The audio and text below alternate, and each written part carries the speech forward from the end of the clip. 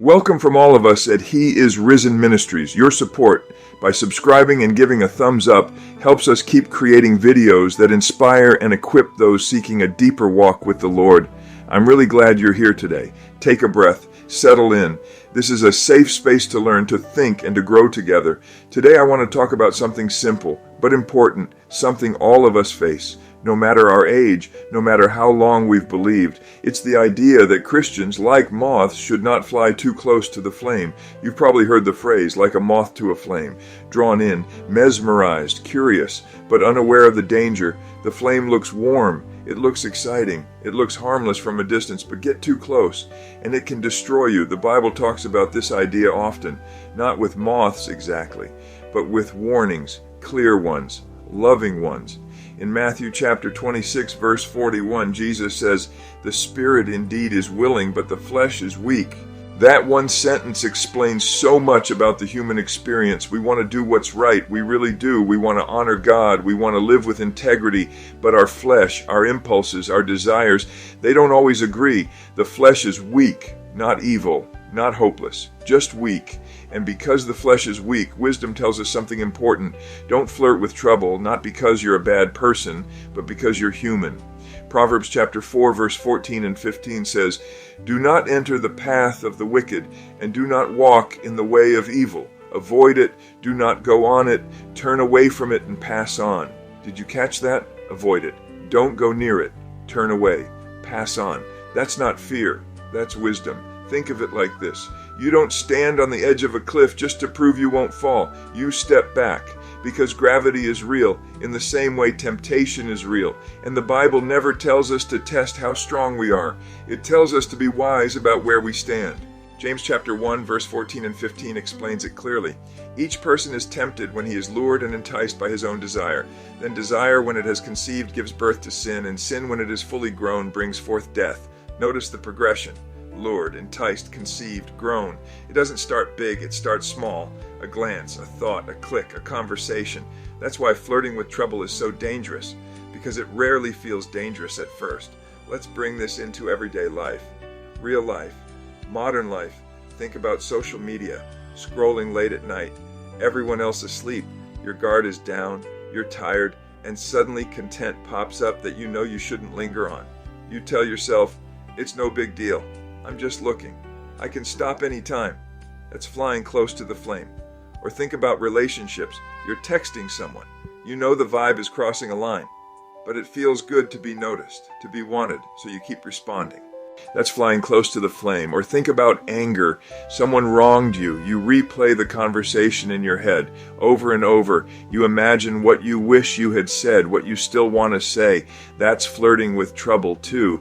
Ephesians chapter 4, verse 26 says, "Be angry and do not sin. Do not let the sun go down on your anger." Why? Because anger, when entertained, grows. It hardens. It poisons.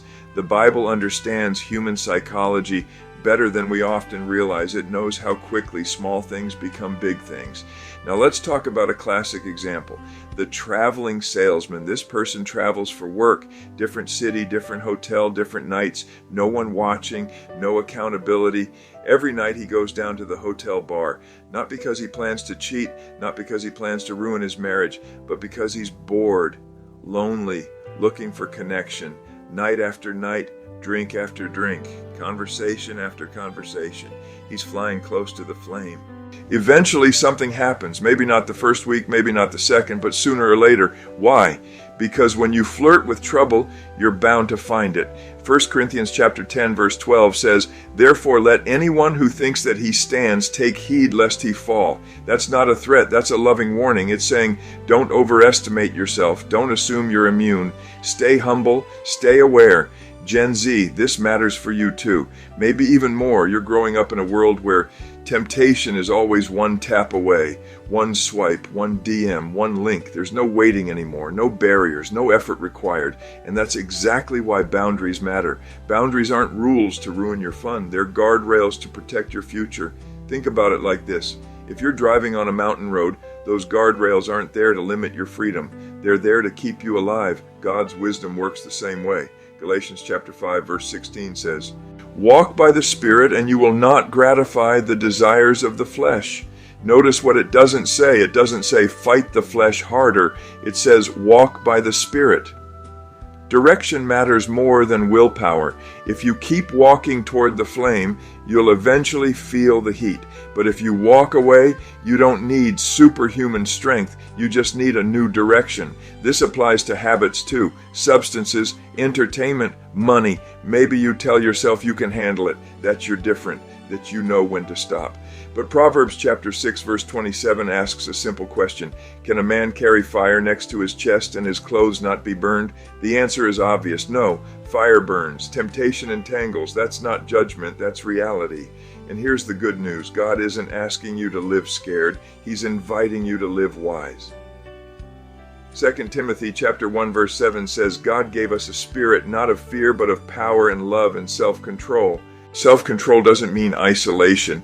It means intention. It means choosing environments that help you grow, not ones that quietly pull you backward.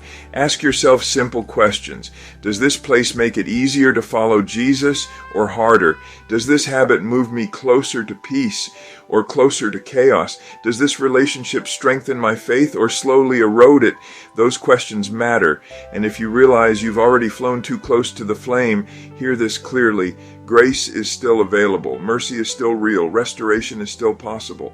1 John chapter 1 verse 9 says, if we confess our sins, he is faithful and just to forgive us our sins and to cleanse us from all unrighteousness. All, not some, all. God is not standing over you with disappointment. He's inviting you back with compassion. But forgiveness doesn't mean we return to the same dangerous place. It means we learn, we adjust, we grow. So here's the gentle challenge today. Take a moment, be honest with yourself. Where have you been flying too close to the flame? Not in a dramatic way, just subtly, gradually. What needs a boundary? What needs distance? What needs prayer and accountability? You don't have to fix everything today. Just take one wise step away from the fire. God honors that.